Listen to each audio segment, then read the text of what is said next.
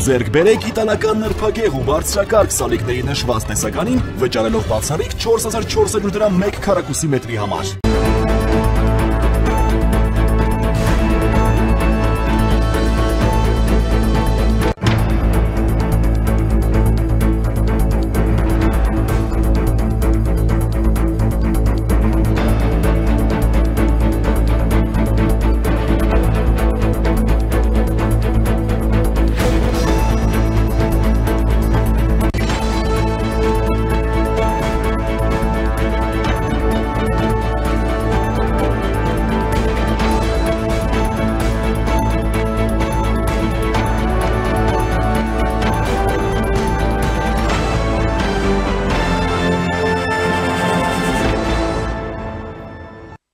Իշխանություն եկեղեցի հակամարտությունը չի թույլատնում, ամենայն հայոց կաթողիկոսին իր աջակցությունն է հայտնել նաև Հայաստանի առաջին նախագահ Լևոն Տեր-Պետրոսյանը, իսկ Նիկոլ Փաշինյանը արձագանքել է Լևոն Տեր-Պետրոսյանը Հայաստանի Հանրապետությունում ընտրությունների կեղծման պրակտիկայի հիմնադիրն է եւ նա իհարկե պիտի կանգնի իր նման ժողովրդատյաց կեղծարարի ու կեղծիքի կողքին, որքան հեռու կգնա այս հակամարտությունը։ Խորհրդարանում 4 պատգամավոր ունեցող ՀՀԿ-ն հայտնում է Նիկոլ Փաշինյանին անվստահության գործընթաց սկսելու մասին եւ վարչապետի թեկնածու առաջադրում Մասիսի քաղաքապետ Դավիթ Համբարձումյանին։ Ինչ է սա, արկածախնդրություն, թե քաղաքական հաշվարկ եւ ձիով քայլ Սերժ Սարգսյանի կողմից։ Մայրաքաղաք Երևանում ժամը 12-ն է, այսօր երկուշաբթի է, հունիսի 9-ը, ես Սիրանույշ Պապյանն եմ, ուղիղ եթերում քննարկում ենք անցնող ժամերի ամենակարևոր իրադարձությունները։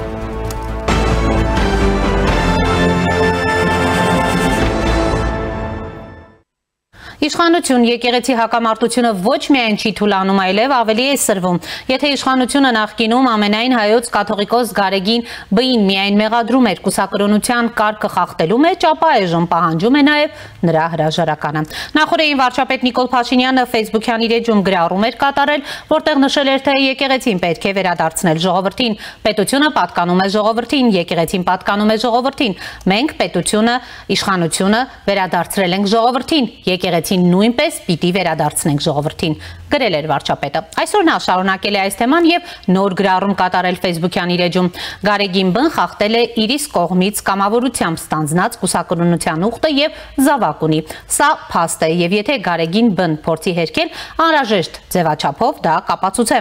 Ըստ այսմ, համաձայն հայ առաքելական եկեղեցու կանոնակարգի Գարեգին Բ-ն չէր կարող լինել եպիսկոպոս, արքեպիսկոպոս չէր կարող ընտրվել եւ չի կարող լինել կաթողիկոս։ Կտրիչ Ներսիսյանը պետք է ազատի վեհարանը։ Որպես հայ առաքելական եկեղեցու հավատավոր հետևորդ, որպես մարտով խանդաղատանքով է վերաբերվում մեր հոգևոր ժառանգության ամեն արժեքի, ամեն մասունքի, ամեն պատկերի ու քարի, արձանագրում եմ Հայաստանյաց առաքելական Սուրբ եկեղեցին պետք է ունենա նորընտիր կաթողիկոս, ում բարեվարկությունը կաթողիկոսական ընտրություններից առաջ ստուգված ու հաստատված կլինի։ Հայաստանյաց առաքելական Սուրբ եկեղեցու հավատավոր հետևորդներին կոչ եմ անում համախմբվել վեհարանը սիրով ու քրիստոնեաբար ազատելու եւ որևէ իրապես սրբազան հոգեվորականի ամենայն հայոց կաթողիկոս ընտրելու օրակարգի շուրջ, գրել է նա։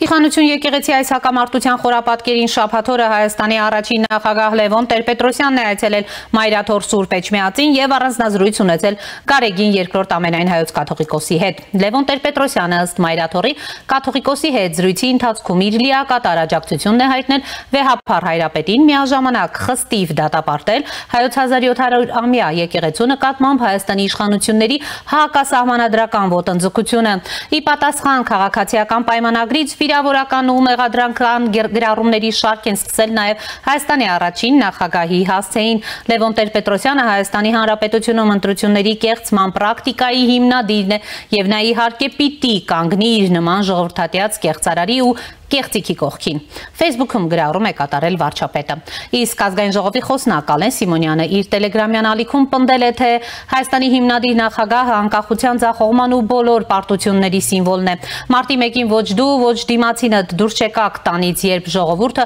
քո անունը գոռալով գնդակահարվում էր եւ թողեցիր կողմնակիցներիդ քո իսկ բերած քոչարյանասերժական կիլլերների կրակոցների տակ։ Հետո երբ Երևանի մայթերին հարյուն էր թափված, ասացիր, որ ամենահանգիստ գիշերն ես ունեցել այս ընթացքում։ Քեզ թվում է, որ մեկ է, ինչ էլ անես, քեզ հիշելու են որպես անկախության սիմվոլ ու մեծարեն, բայց չարաչար սխալվում ես, ժամանակները փոխվել են, դու ամեն ինչ արեցիր, որ քեզ այլևս չհիշեն կամ կհիշեն որպես անհաջող անցյալի փորձանք։ Հերիք է ատես հայ ժողովրդին ու քեզ սնես այն մտքով, որ իբր դու բոլորից բարձր ես, բոլորից խելացի, դու բարոյականության, պարտության, անկախության ձախողման, քաղաքական անհաջողության, մարդկանց հույսի, սպասումների, ժողովրդավարության ու բոլոր պարտությունների սիմվոլ ես։ Մենության մեջ մնա բլրի գլխին քո սև քարանձավում, վերհիշի քո ընկերների անունները, որոնց գլուխը կերար, գրել է նա ի պատասխան Լևոն Տեր-Պետրոսյանին ուղղված Նիկոլ Փաշինյանի մեղադրանքին։ ՀԱԿ փոխնախագահ Լևոն Զուրաբյանը տեսանյութ է հրապարակել, որտեղ երիտասարդ Նիկոլ Փաշինյանը տարիներ առաջ հրաժարվում է ընդունել, որ առաջին անգամ Լևոն Տեր-Պետրոսյանի օրոք է տեղի ունեցել ընտրությունների կեղծումը։ Գրացի հիմքը երբ է դրվել։ Ինչի հիմքը։ Ապօրինի իշխանություն, ապօրինի ընտրություններ։ Ուրեմն այս ավազակապետական համակարգի հիմքը դրվել է 1999 թվականի հոկտեմբերի 27-ից հետո։ Մի քիչ էլ հետ գնա։ Մի քիչ էլ հետ գնա։ Դուք գուցե հետ գնալու ցանկություն ունեք, ես պատասխանում եմ ձեր հարցին։ Ազնիվ գտնվես, մի քիչ էլ։ Ես գիտեք ինչ, ես խնդրում եմ իմ ազնվությունը կասկածի տակ մի դրեք, որովհետև ես միշտ ազնիվ եմ եւ ես պատասխանում եմ ձեր հարցին։ Դուք ինձ հարցնում եք ինչ եք կարծում, երբ է դրվել հիմքը։ Ես ասում եմ, որ հիմքը դրվել է 1999 թվականի հոկտեմբերի 27-ից հետո։ Եվ այս իշխանությունը, ավազակապետական այս համակարգը ուղղակիորեն ծնվել է հոկտեմբերի 27-ին Նայիրի Հունանյանի ձեռքով։ Եվ այսօր հոկտեմբերի 27-ի գործով այդ նույն մեղադրյալները, որոնց նկատմամբ ապօրինի կերպով քրեական գործերը կարճվել են, գտնվում են իշխանության ամենավերին օղակներում։ Նայիրի Հունանյանի ընկերները այսօր ղեկավարում են Հանրային հեռուստաընկերությունը եւ ամեն օր մարդկանց ուղեղները լվանում են հունանյանական գաղափարներով։ Դեր այնպես չանենք, որ մարդկանց վիրավորենք, չստացվի։ Ես դες ասեմ, որ ես ընդհանրապես ես սովոր եմ, ես պատասխանատու եմ ասած ցանկացած խոսքի։ Եվ այս պահին առաջինի տաղավարում զրուցելու եմ +374 քաղաքական ինքնորոշման ակումբի նախագահ Գարեգին Միսկարյանի հետ։ Պարոն Միսկարյան, բարև ձեզ, շնորհակալ եմ հրավերն ընդունելու համար։ Ընդունեք, որ մեզ մոտ այսպես իրադարձությունների պակաս չկա, հատկապես վերջին մեկ շաբաթվա ընթացքում իշխանություն եկեղեցի կամ իշխանություն հոգևորականներ, իշխանություն կաթողիկոս, վարչապետ կաթողիկոս տիրույթում, նախ եւ առաջ ինչպես եք գնահատում տեղի ունեցածը, վարչապետը ամենօրյա ռեժիմով, այսպես պարբերականությամբ, օրվա մեջ մի քանի անգամ գրում է, թե ինչ պիտի տեղի ունենա, այսօր էլ նա ըստ էության նորից հայտարարել է, որ վեհափառը զավակ ունի եւ որ մենք պետք է ունենանք նոր կաթողիկոս, ինչպես եք գնահատում, ինչեւ որ կարող է այս իրավիճակը ձգվել, ինչի կհանգեցնի այն, համեցեք։ Նախ կարծում եմ, որ պետք է արձանագրել, որ բոլորն էլ ճիշտ են, այսինքն եւ Նիկոլ Փաշինյանն է ճիշտ, եւ Լևոն Տեր-Պետրոսյանն է ճիշտ, եւ Նիկոլ Փաշինյանը 99 թվականի իր հարցազրույցում, որ ասում է ավազակապետության հիմքը դրվել է 99 թվականին, այդ հարցազրույցում, որտեղ խոսում էր 99 թվականի մասին, այդտեղ հակասություն չկա իր այն ասացի եւ այսօրվա ասացի մեջ, այսինքն այն որ ինքը այն ժամանակ ասում է որ այս ավազակապետության հիմքը դրվել է 99 թվականին, այո, բայց ընտրակեղծիքները եղել են ավելի շուտ, հա, այսինքն կարելի է համարել որ ընտրակեղծիքների բերումով է եղել այդ ավազակապետությունը, բայց իրականում այն փոփոխությունները, որ տեղի ունեցան 99 թվականին, բեկումնային են այդ օլիգարխիկ համակարգի, այն օլիգարխիկ համակարգի ձևավորման գործում, որը եղավ այդ դեպքերից հետո։ Այնպես որ այդտեղ ինքը այն ժամանակ էլ է ճիշտ ասել մեծ հաշվով ուղղակի ճշմարտության մի մասն է ասել եւ հիմա էլ է ճիշտ ասում եւ Գարեգին բնե ճիշտ եւ ինչ Աճապահյանն է ճիշտ, թե Աճապահյան։ Միքայել Աճապահյան, Շիրակի թեմի առաջնորդ։ Այո, բոլորը ճիշտ են։ Ցավը նա է, որ այդ ինչի մասին իրենք խոսում են, դա կապ չունի այն պետության հետ, որին մենք ձգտում ենք, այսինքն ոչ թե իրանք, այլ մենք։ Եվ ցավը նա է, որ այն ինչ իրենք են անում, խոսում, ինչպես իրենք են գործում, դրանից երևում է, որ իրենք չունեն պետության այն տեսիլը, որը անհրաժեշտ է մեզ որպես ժողովուրդ այս բարդ իրավիճակը հաղթահարելու եւ մեր պետականությունը պահելու համար։ Այդտեղ զուտ իշխանության շուրջ գզվռտոց է եւ Լևոն Տեր-Պետրոսյանը, եւ Նիկոլ Փաշինյանը, եւ Գարեգին II-ը, եւ բոլոր նրանք, ովքեր այսօր դերակատար են, իրենք մեծ հաշվով զուտ իշխանության կռիվ են անում։ Այնպես որ այդ առումով ես խորը ցավ եմ ապրում, բայց այն ինչ տեղի ունենում անվանել տագնապ չի առաջացնում ոչ տեսակի։ Բայց ինչ իշխանության մասին է խոսքը, քաղաքական հայտ է այսօր վեհապարը ներկայացնում պարոն Իսկարյան։ Մենք գիտենք, որ Սրբազան պայքարի այնտեղ ասում էին, որ առանց վեհապարի օրհնության չէր կարող դա լինել։ Այդ նշանակում է, որ այո, վեհապարը հայտ է ներկա։ Վեհապարը անձնապես չէ, բայց այսօրվա եկեղեցական վերնախավը հայտ է ներկայացրել Հայաստանում իշխանությունը վերցնելու։ Իրենք կարծում են, որ հայ ժողովուրդը շարունակում է լինել հոտ, բառից վատ իմաստով, եւ իրենք կարող են օգտագործել իրենց հեղինակությունը, մոլորեցնելու այդ հոտին եւ իրենց հետևից տանելու այն ճանապարհը, որը իրենց է ձեռնտու։ Բայց իրենք մոռանում են, որ այսօր 21-րդ դարն է, միջնադար չի, եւ ժողովուրդը եւ հավատացյալ եւ ոչ հավատացյալ խորապես ընկալում է քաղաքական երևույթների խորությունը եւ բովանդակությունը եւ հասկանում է, որ եկեղեցին եւ պետությունը պետք է առանցին լինեն ու այն կռիվը, որ հիմա գնում է եկեղեցու եւ պետության մեջ, այսինքն պետական իշխանության եւ եկեղեցական իշխանության մեջ, դա զուտ այդ իշխանությունը կիսելու, խնդրի լուծելու ճանապարհն է իրենց համար։ Այդտեղ մեր պետության հետ կապ ունեցող որևէ բան, իհարկե, եթե եկեղեցին վերցնի իշխանությունը, ինչպես իրենք են ուզում, դա մի ավելի մեծ ողբերգություն կլինի քաղաքագիտական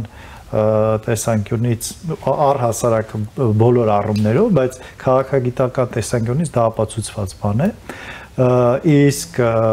եթե այս իշխանությունը շարունակի պետություն կառուցելու փոխարեն շարունակի քանդել ինստիտուտները, այդ թվում նաև եկեղեցին որպես ինստիտուտ, դա էլ մի առանձին խնդիր է, այսինքն հետո մենք այդ այսօրվա դրած հիմքը եկեղեցու եւ պետության սերտաճման, որովհետեւ այդ սերտաճումը միայն այնպես չի, որ իշխանությունը վերցնում են եւ վերջ, հա, եկեղեցու գործերին խառնվելու վարչապետի փորձերը նույնպես պետության եւ եկեղեցու սերտաճման քայլեր են։ Այստեղ միակողմանի չէ, այսինքն սա կարելի ասել հայլային պատասխանն է Նիկոլ Փաշինյանի այն քայլերի, որ արել է եկեղեցին իր իշխանության դեմ։ Տեսեք, պարոն Իսկարյան, տեսնում ենք նաև քաղաքացիական պայմանագրի պատգամավորները, ԱԺ-նախագահը,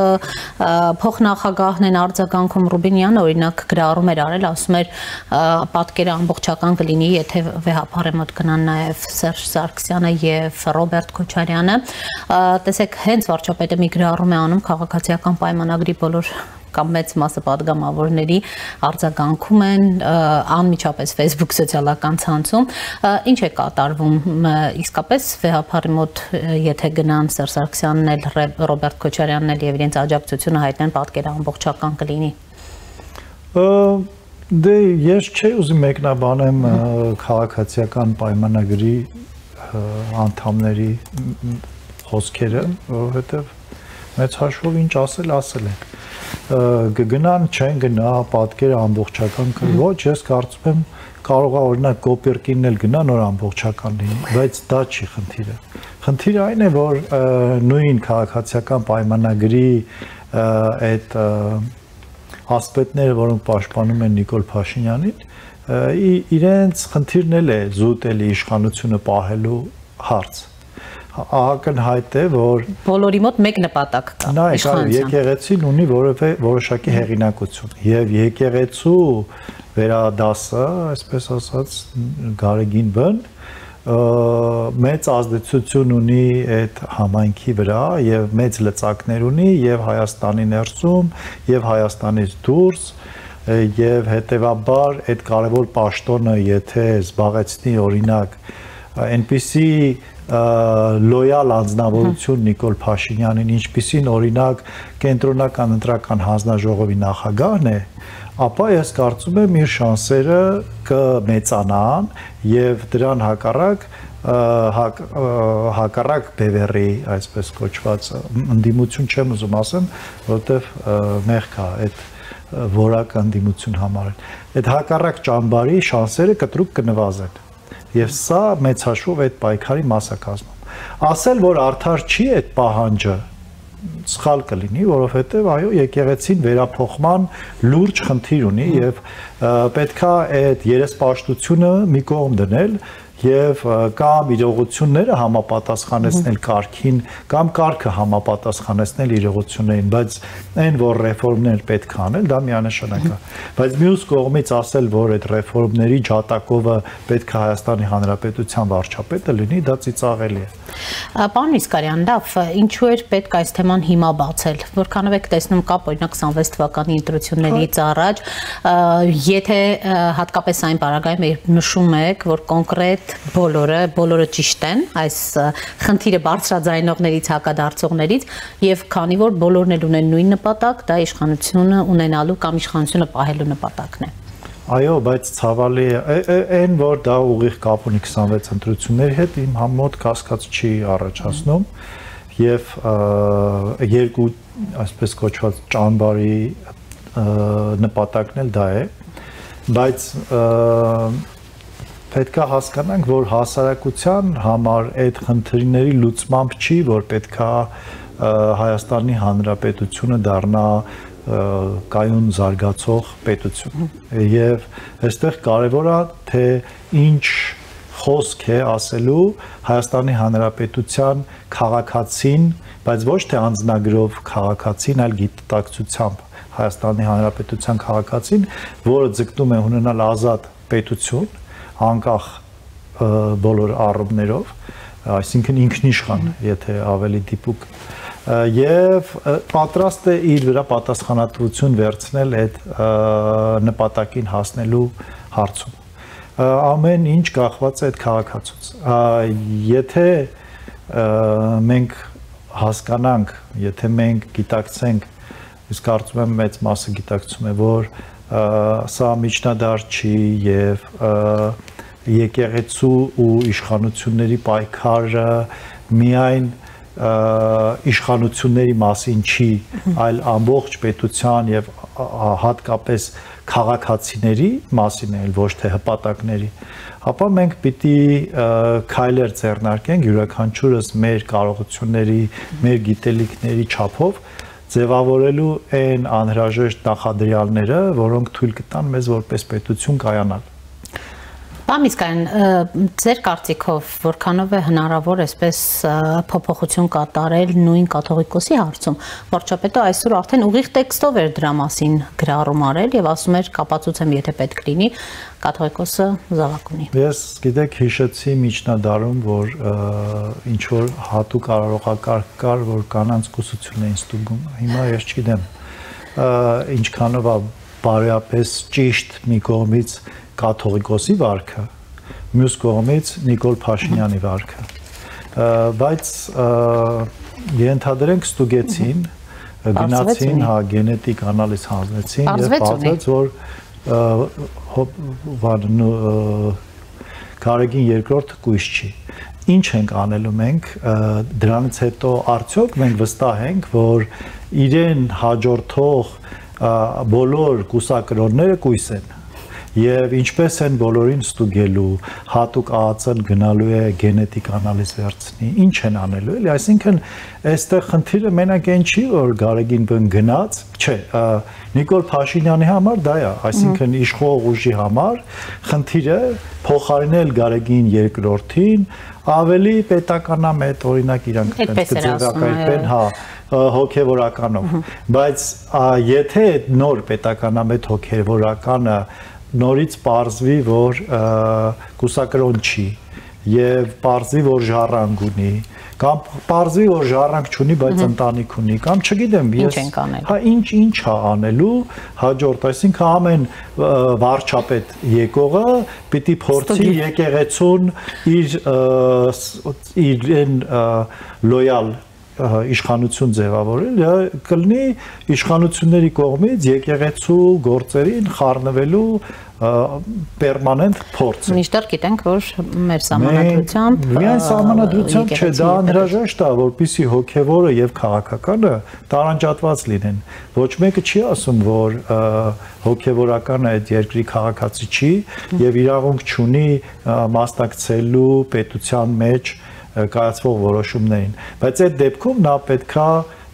դաթարի հոգևորական լինելու իր օրինակ մենք ասում ենք որ 2 տարի պիտի Հայաստանի Հանրապետության մշտապես Հայաստանի Հանրապետությունը բնակված լինի որևէ քաղաքացի չափահասլավոր падգամավորի համար ունենք ինչ-որ սահմաններ։ Նախագահի համար էլ ունեինք այդպիսի բան, գիտենք Արմեն Սարգսյանի դեպքում ակնհայտ կար այդ խախտումը, ամեն դեպքում, բայց եւ այնպես կա որոշակի կանոն։ Ես կարծում եմ կարելի օրինակ հոգեվորականների համար, եթե նրանք ցանկություն ունեն քաղաքականությամբ զբաղվել, թող հրաժարվի այդ իր փիլոնից, չգիտեմ, մանդատից, ինչ են ասում, գա աշխարհիկ կյանք, որոշի, որ ինքը իր ժողովրդին ծառայում է ոչ թե հոգևոր դաշտում, այլ քաղաքական, ես զբաղվել քաղաքականությամբ։ Չի կարելի ցուպ առնել, ընկնել եւ մարդկանց նյարդեր չէ, հա, այդ նուրբ լարերի հետ խաղալ։ Այսինքն չի կարելի Աստծո անունից գալ եւ քաղաքական իշխանություն վերցնել։ Չի կարելի Աստծո անունից գալ եւ կատարել գործողություններ, որոնք կարող են խարխրել պետականության հիմքերը։ Չի կարելի։ Ինչպես նաեւ չի կարելի պետական իշխանությունը խառնվի եկեղեցու գործին։ Այս ամբողջ խնդիրները գալիս են նրանից, որ մենք որպես հասարակություն բավարար կրթված չենք քաղաքականապես եւ մենք չենք կարողանում ընկալել մեր արած քայլերի հետևանքները իսկ երբեմն էլ եթե մենք դա կարողանում ենք ընկալել այնքան անպատասխանատու ենք որ մեզ համար մեր անձնական շահից այն կողմ ոչինչ չենք կարողանում դա հիմա ասում են կրթվելը նորաձև է բան չէ կրթվելը նորաձև է բայց 21-րդ դարում կրթվելը դա խնդիր չի խնդիրը ինչ որակի կրթություն եւ գիտելիք ես դու ստանում ինչ արժեքների շուրջ է քո ստացած գիտելիքը դատարկ ասելով չի որ նորաձև է հա նորաձև է հիմա այսօր նորաձև է կրթվելը վաղ կարա նորաձև լինի մի ուրիշ բան բայց դա որակ ապահովելու է Պարոն Միսկարյան Տեր-Պետրոսյանին ուղղված այս հայտարարությունները ինչպես է գնահատում թե վարչապետի թե նաև ես մեջբերեցի նաև Ալեն Սիմոնյանի գրառումը Նայեք, հիմա դուք պատկերացրեք, եթե Լևոն Տեր-Պետրոսյանը եւ այլն եւ այլն։ Եթե Լևոն Տեր-Պետրոսյանը հայտարարություն չտարածեր եւ իր դիրքորոշումը չասեր այս հարցի վերաբերյալ, արդյոք Նիկոլ Փաշինյանը եւ Ալեն Սիմոնյանը կանդրադառնային Լևոն Տեր-Պետրոսյանը։ Ոչ, այսինքն այստեղ շատ ուղիղ անձնավորված անիմաստ չէ իրանց տեսանկյունից իմաստալից, բայց ապա քաղաքական, ապա գաղափարական, այստեղ զուտ, բոշա, փաշա դիսկուրսը, հա, այսինքն որևէ որակական թող կանգնեին միջև Լևոն Տեր-Պետրոսյանի խոսք ասելը, ասեին այ որ Գարեգին բն այդպիսին է, դրա մեջ մեղավոր է նաև օրինակ Լևոն Տեր-Պետրոսյանը։ Բայց չէ, միջև այդ իր խոսալը Լևոն Տեր-Պետրոսյանը նորմալ մարդ էր, ոնց որ իր ատանը նստած էր։ Հենց խոսած պարզվեց չէ սև քարանձավում է նստած։ Պարոն Միսկարյան, լավ, ինչ է սպասվում ես այս բախման արդյունքում։ Նշում եք բոլորը ճիշտ են։ Բախում չէ, ավելի շատ շփում է։ Շփում եկեղեցու եւ մի քանի շերտերով, բայց լավ, մենք ունենալու ենք, դուք եք ասում վերափոխման կարիք կա եկեղեցու, մենք իսկապես կունենանք այդ վերափոխումը, թե կլինի այսպիսի որոշակի շփում ու վերջ, հասարակությանը մի քիչ էլ կզբաղեցնենք ու վերջ։ Երկու նորություն ունեմ ասելու այդ առումով, առաջինը դա այն է, որ Նիկոլ Փաշինյանի մոտ ինչ փորձել է, ոչինչ չի ստացվել եւ սա էլ չի ստացվել ըստ էության։ Երկրորդը դա այն է, որ այդ չստացվելը ինչքան որ վատ է, որովհետեւ շարունակելու է այդ երեսպաշտական մոտեցումը եկեղեցական իշխանությունների ներսում լինել եւ բայց մյուս կողմից դա լավ է, որ պետության կողմից եկեղեցու գործերին խառնվելու փորձը կձախողի։ Բայց եթե հանկարծ հաջողի, դա երկրորդ նորությունն է, որը վատն է, ապա դա շատ վատ նախադեպ է լինելու հետագա իշխանությունների կողմից, հետագա իշխանությունների համար, այո, այսինքն մեր ժողովրդի համար եկեղեցին եւ եկեղեցական եւ քաղաքական իշխանությունների սերտաճման հերթական ավելի մեծ քայլն է լինելու։ Պարոն Միսկարյան, եւ մեկ հարց էլ իմպիչմենթի գործընթացը այս անգամ հանրապետականը նախաձեռնել եւ ունի տեխնացու Դավիթ Նեհամբարձումյան, գիտեք, վստահ եմ գիտեք ով է, այս գործընթացները որքանով են արկածախնդրություն, որքանով են լուրջ, որքանով են անլուրջ, ակնհայտ է, որ պատիվ ունեն մին հազիվ թե միանա օրինակ Հայաստան խմբակցությունը, որի առաջնորդը վերջերս հարցազրույց էր տվել եւ իր տեսակետներ հայտնել։ Այս գործընթացները նույնպես հասարակությանը որոշակի այսպես զբաղեցնելու միտում ունեն գործընթաց, որը արդյունք չի ունենալու ի սկզբանե։ Ով է ասել, որ չի ունենալու։ Դե մենք տեսել ենք մի քանի նախաձեռնություն, մինչ այս նախաձեռնությունը կար, չէ։ Դա չի նշանակում, որ եթե մի քանի նախաձեռնություն չի նույն թեմայի շուրջ, իմպիչմենթի։ Չէ, առհասարակ նույն իմպիչմենտի, թեկուզ իշխանափոխության քանի նախաձեռնություն չհաջողեց, մինչև Նիկոլ Փաշինյանը հաջողեց։ Իհարկե, ես չեմ կարծում, որ սա այդ դեպքն է եւ անպայման այս մեկը հաջորդելը։ Բայց եթե դուք ինձ ասեք, թե Դավիթ ազգանունը չեմ հիշում։ Համբարձումյան։ Հա, ինքը ինչով է վատ Սերժ Սարգսյանից, ես կասեմ, որ այդ ընտրությունը գուցե տեղին չի եւ լավը չի։ Բայց ես կարծում եմ ինչքանով որ Սերժ Սարգսյանն էր, այդքան էլ էս մարդը։ Դե հիշում եք մամուլը գրում էր, որ 18 թվականին նույն Դավիթ Համբարձումյանը զենքով չէր թողնում մասիստիները քաղաք բնակիչները գային միանային հանրահավաքներին։ Մամուլը գրում էր, որ Սերժ Սարգսյանը պաշտպանության նախարար ժամանակ եղած տարիներին ուրիշ բաներ էլ արել։ Այսինքն այնպես չի Սերժ Սարգսյանը սուրբ էր,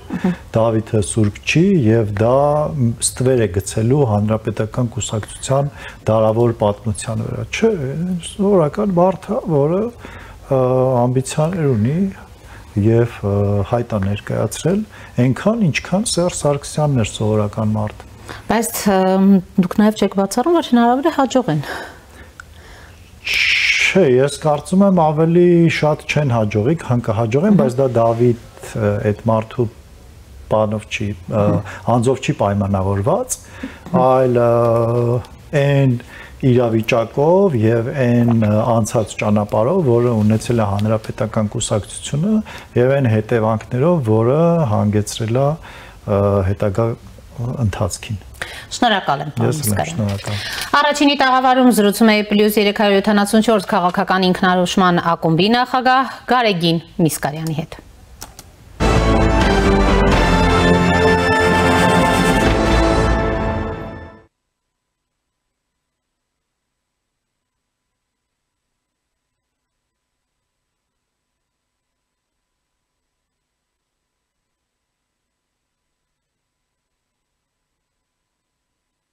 Նիկոլ Փաշինյանին անվստահություն հայտնելու ավելի քան 1 ամսյա ակտիվ քննարկումներից հետո Սերժ Սարգսյանի գլխավորած Հանրապետական կուսակցությունը վերջապես հայտարարեց իմպիչմենթի գործընթաց սկսելու մասին եւ նաեւ հրապարակեց վարչապետի իր տեխնացուի անունը։ Դա Մասիսի քաղաքապետ Դավիթ Համբարձումյանն է։ Հանրապետականի գործադիր մարմնի անդամ պատիվ ունեմ խմբակցության падգամավոր Տիգրան Աբրահամյանը Ազատություն ռադիոկայանին տված հարցազրույցում ասել է, որ Համբարձումյանն անցած տարիներին եղել է իշխանության քաղաքական ճնշումների թիրախում, բայց իշխանությունը այդպես էլ չկարողացավ Մասիսի քաղաքապետին հանել խաղից։ Համբարձումյանը 2019 թվականից Ամբաստանյալի աթոռին է մեղադրվում է Փաշինյանի առաջնորդած հեղափոխության օրերին Հանրապետության հրապարակ շտապող հանրահավաքի մասնակիցների նկատմամբ զենքով բռնություն գործադրելու համար։ Այս ամենի խորապատկերին առայժմ դեռևս պարզ չէ խորհրդարանի երկրորդ ամենամեծ ուժի եւ թիվ 1 տիտղոսային ընդդիմության պաշտոնական դիրքորոշումն այս հարցի շուրջ, սակայն կարելի է ենթադրել, որ Հայաստան դաշինքը չի միանալու այս նախաձեռնությանը։ Շաբաթներ առաջ այս դաշինքի առաջնորդ Ռոբերտ Քոչարյանը 4 լրատվամիջոցի տված հարցազրույցում նշել էր, որ որևէ մեկից չի լսել կարծիք, որ իմպիչմենթը իրատեսական սցենար է եւ մտնել մի process-ի մեջ, որի հաջողության հավանականությունը ձգտում է 0-ի, իր համար հետաքրքիր չէ։ Ավելին խորհրդարանական ամենամեծ Հայաստան խմբակցության առաջնորդը չբացառեց, որ իմպիչմենթի նախաձեռնությունը բխում է հենց Նիկոլ Փաշինյանի շահերից, նշելով, թե վստահ չէ, որ վարչապետը դեմ է այդ գործընթացին։ Որոշ գնահատականներով այսօր Նիկոլ Փաշինյանի դեմ խորհրդարանում անվստահության գործընթաց սկսելուն դեմ է մեկ Նիկոլ Փաշինյանը, մեկ էլ դուք։ Այսինքն ձեզ ներկայացվում է գործող իշխանության թիկունքը պահելու ուղիղ մեղադրանք։ Ինչու եք դեմ իմպիչմենթին։ Իսկ դուք վստահ եք, որ Նիկոլ Փաշինյանը դեմ է։ Լսում եք վստահ։ Ակնհայտ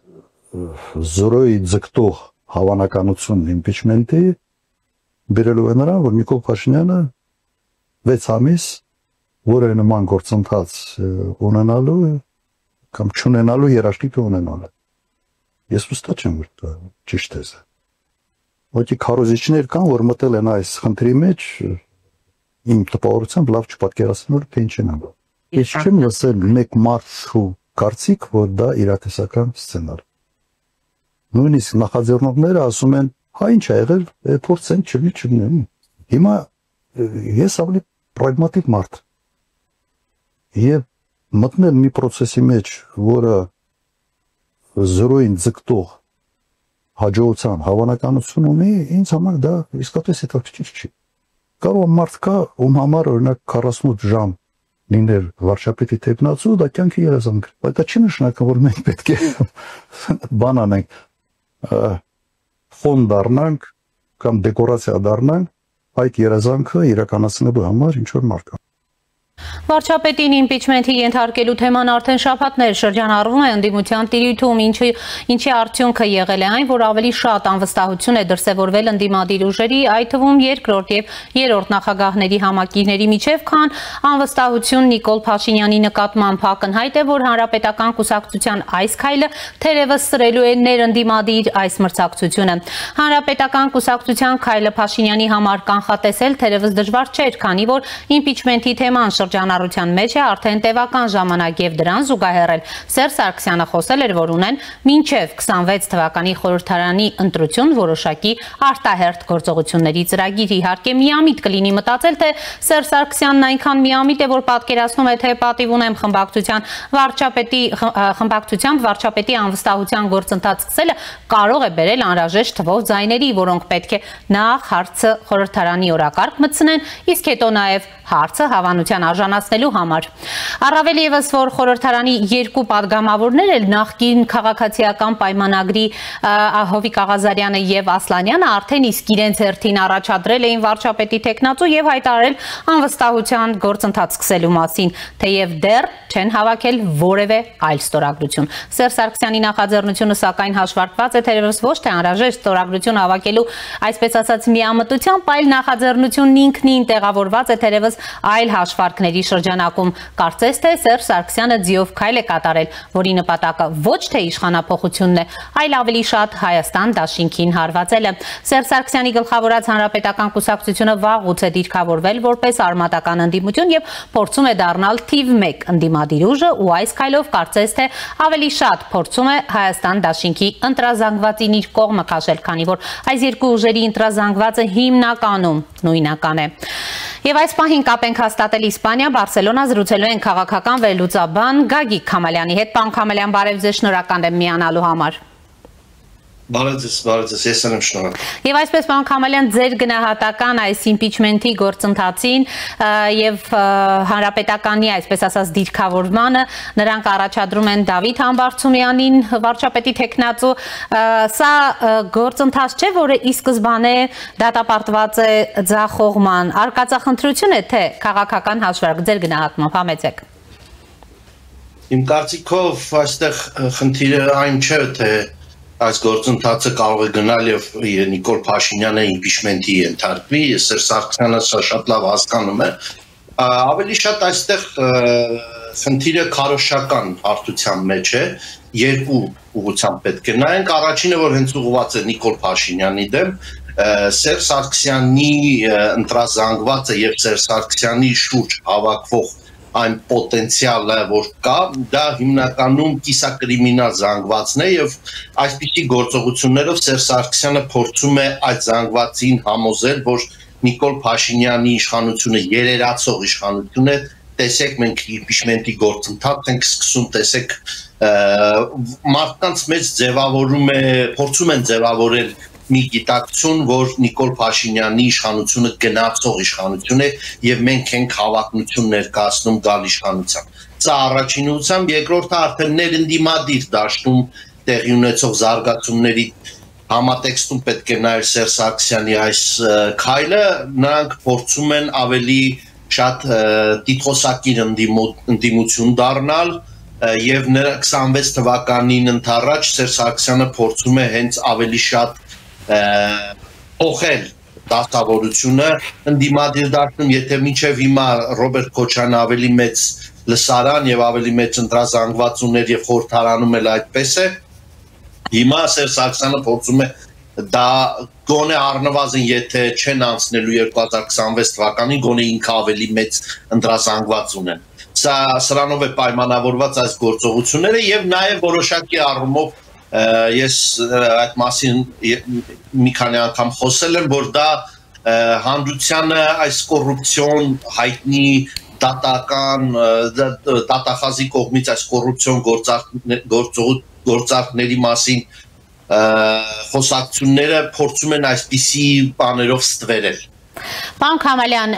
ի սկզբանե այս իմպիչմենթի գործընթացը, որ շաբաթներ, ամիսներ առաջ նախաձեռնվել է տարբեր քաղաքական գործիչների կողմից, ուժերի կողմից անպտուղ է լինելու, իսկ Սերժ Սարգսյանը կոնկրետ փաստորեն նպատակ ունի 26-ին ընթառաջ ընդդիմադիր զանգվածի այսպեսի շուրջը համախմբել, հիմնականում այսպես ասած Հայաստան դաշինքի այսպես ասած համակիրներին կամ երկրորդ նախագահի համակիրներին։ Այո, նրա նպատակը կրկնում եմ ավելի դոմինանտող դեր ստանձնելու նպատակ է հետապնդում Սերժ Սարգսյանը եւ նաեւ կրկնում եմ, որ Սերժ Սարգսյանի այդ կիսակրիմինալ հատվածը, որ տարիներ շարունակ հենց ինքն է ձևավորել ընտրական process-ներում այդ կիսակրիմինալ զանգվածը, որը հիմնականում զբաղված էր ընտրակեղծարարությամբ, այդ մարդկանց իր կրկին իր շուրջ հավաքելու փորձ է փորձում անել։ Պարոն Քամալյան, գանք նաև մի քանի այլ կարևոր թեմաների, մասնավորապես ինչ է կատարվում իշխանության տիրույթում եւ դուք էլ նշում եք փաստորեն փորձում է այդ ընդդիմադիր հատվածը ցույց տալ, որ Նիկոլ Փաշինյանը հեռանում է 26-ի ընտրություններին կհեռանա, իրենք կվերընտրվեն կամ կընտրվեն։ Տեսեք ինչ է անում իշխանությունը, վարչապետի մակարդակով մենք տեսնում ենք ամենօրյա օրվա մեջ մի քանի անգամ գրառումներ կաթողիկոսի եկեղեցականներին ուղղված։ Դուք ինչպես եք այսպես ասած հակամարտությունը արճակատումը գնահատում եւ սա ինչի կհանգեցնի այսօր էլ վարչապետը գրառում է արել ըստ էության նորից հայտարարելով որ վեհապարը զավակ ունի եւ եթե պետք լինի ինքը կապացուցի եւ ըստ էության նոր կաթողիկոսի անհրաժեշտության մասին է խոսում համեցեք։ Իմ կարծիքով առաջին հերթին եկեք արձանագրենք որ եկեղեցին նոր չէ, որ արճակատման մեջ է քաղաքականության հետ, հա, առնվազն գոնե 1999 թվականի հոկտեմբերի 27-ից հետո եկեղեցին թեկուզ ոչ հրապարակային կերպով ինքը քաղաքական դիրքորոշում ունի, մշտապես դիրքավորված է եղել Ռոբերտ Քոչարյանի եւ Սերժ Սարգսյանի իշխանության հետ, եւ հասարակության գերակշռող մասը սա շատ լավ հասկանում է, այսինքն Նիկոլ Փաշինյան եթե նախկինում ընդդիմություն էր, այն ժամանակ էլ ընդդիմություն եղած ժամանակ կամ բոլոր ընդդիմությունները եկեղեցու հետ կրկին քաղաքական խնդիրներ ունեցել են, որտեղ կրկնում եմ եկեղեցին առնվազն լոյալ է եղել Սերժ Սարգսյանի եւ Ռոբերտ Քոչարյանի իշխանություններին։ Իսկ 2020 թվականի պատերազմից հետո ամենայն հայոց կաթողիկոսը կարեց քաղաքական հայտարարություններ, պահանջեց վարչապետի հրաժարական, դրանից հետո նաև տեղ ունեցան այլ զարգացումներ եւ նաև մեկ տարի առաջ եկեղեցին կարելի ասել նախաձեռնեց հեղափոխական գործընթաց Հայաստանում եւ որը կրկին տապալվեց։ Այսինքն եկեղեցի իշխանություն այս քաղաքական հակամարտությունը նոր չէ սկսվել, դա շատ վաղուց է սկսվել, պարզապես հիմա նախընտրական տարի է եւ որոշակի առումով այս ամենի նաեւ ազդում է նրան, որ եկեղեցին նաեւ աշխարհաքաղաքական կողմնորոշում ունի, որը բնականաբար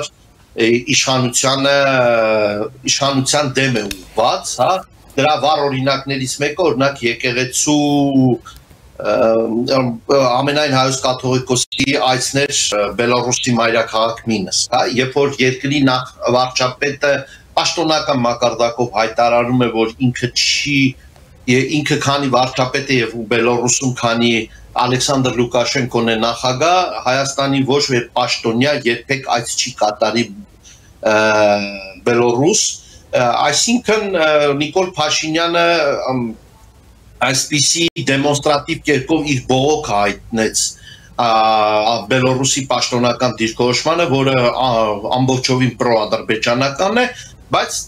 կաթողիկոսը շրջանցելով պետական ինստիտուտները, պետական ինստիտուտների ըստ էության նշանակությունը, նա շրջանցելով պետությունը այցելեց այնտեղ։ Սա որպես փաստ են արձանագրում, հա։ Ինչ վերաբերվում է երկրորդ հատվածին, որի մասին ես ավելի խորքային կուզեի խոսել, դա արդեն մշակութային հարթության մեջ է, եկեղեցին բնականաբար մեր նման հասարակություններ, որոնք երկարատև տարիներ պետականություն չեն ունեցել, եկեղեցին ունեցել է ազդեցություն հասարակական կյանքի, կրթական, մշակութային կյանքի վրա, բայց երբ որ հիմա մենք ունենք պետություն եւ ըստ ամենայնի մենք թեոկրատիա ենք, աշխարհիկ պետություն ենք եւ սեկուլարիզացիա է տեղ ունեցել, այսինքն հասարակության աշխարհիկ է դարձել, ավելի քաղաքացիական գիտակցության է գնացել հասարակությունը, հիմա եկեղեցին կարելի ասել փորձում է իր ազդեցությունը պահել, փորձում է ավելի շատ խանդով է կարելի ասել վերաբերվում այս ամենին եւ կա գաղափարական հակասություններ քաղաքականության եւ եկեղեցու միջև, սա եւս պետք է արձանագրենք, այսինքն այն տարանջատումը, որ քաղաքականության եւ եկեղեցու միջև որ պետք է տեղի ունենար, ավելի շատ եկեղեցին չի անում այդ տարանջատումը։ Պարոն Քամալյան, լսում եմ։ Հա, պարոն Քամալյան, լավ, ի վերջո այս հակամարտությունը ինչի կհասնի առճակատում, ինչի կհանգեցնի, որքանով է հնարավոր օրինակ նոր կաթողիկոսի ընտրություն, ինչպես հայտարարում է վարչապետը, որքանով է սա նախընտրական տրամադրություններով առհասարակ պայմանավորված։ Շատ բարդ հարց եք տալիս, շատ դժվար է պատասխանել, եթե ասենք եկեղեցական դասում, այսինքն բարձրագույն եկեղեցական դասում ինչ-որ մարդիկ հոգևորականներ փորձեն հայտ ներկայացնել, միգուցե ինչ-որ խմորումներ ձևավորվեն, ես չեմ կարող ասել, թե վարչապետը ինչ է ասում, բայց վարչապետը բնականաբար ես վարչապետի գործողությունները շատ քաղաքական հարթության մեջ եմ նայում, քաղաքականությունը ունի չգրված եւ գրված կանոններ, եթե քեզ հարվածում են, ապա դու պետք է հարվածես, դա բնական բան է, դա աշխարհի բոլոր քաղաքական գործիչները տիրապետում են, դա քաղաքականության կրկնում եմ չգրված եւ գրված օրենքների համարը եւ եկեղեցին երկար ժամանակ հարվածներ է հասցնում Փաշինյանին, հիմա ստանում է հակառակ։ Այս սրա մասին էինք խոսում եւ հորդորում էինք, որ եկեղեցին չմտնի քաղաքականություն, եկեղեցին չդիրքավորվի որպես քաղաքական կողմ, այդ դեպքում անխուսափելի էր դառնալու սա։ Եվ երկար այս կարելի ասել փչվեց այս ամեն ինչը եւ հիմա պայթել է։ Պարոն Քամալյան, տեսեք, դուք նշում եք, որ եկեղեցին էր տարիներ շարունակ հասցնում այսպես իրավիճակի, բայց ինչու էր լուր այդ դեպքում իշխանությունը երկար տարիներ։ Նախ 18 թվականից հետո հիշում եք եղան ինչ-որ ակցիաներ այդպիսի կաթողիկոսին հեռացնելու, հիշում եք այդպիսի մի բան եղավ, հետո Նիկոլ Փաշինյանը, որ այն ժամանակ բացառիկ հեղինակություն էր վայելում հասարակության լայն շերտերի մոտ, կոչ արեց, որ դադարեցնեն եւ մարդիկ լսեցին եւ դադարեցրեցին, որոշակի առումով ես չեմ կարծում, որ այս հակադրությունը նոր է սկսվել։ Միգուցե կուլիսների հետևում են եւ էլ այդ խոսակցությունները փոխադարձ մեկնաբանություններ եղել։ Նախորդ տարի, երբ որ շարժում էր ձևավորել եկեղեցին Սրբազանի գլխավորությամբ, այն ժամանակ էլ էր այս խոսակցությունները ընթանում, այն ժամանակ էլ էին խոսում, որ եկեղեցին այսպես եղել է։ Պարզապես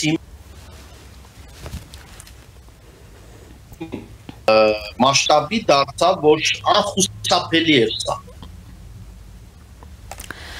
Շնորհակալ եմ պարոն Քամալյան զրույցի համար։ Ես էլ եմ շնորհակալ։ Հիշեցնեմ, զրուցում էինք քաղաքական վերլուծաբան Գագիկ Քամալյանի հետ։ Այս ժամի համար այսքանն էինք նախատեսել, հետևեք մեր թողարկումներին, կհանդիպենք։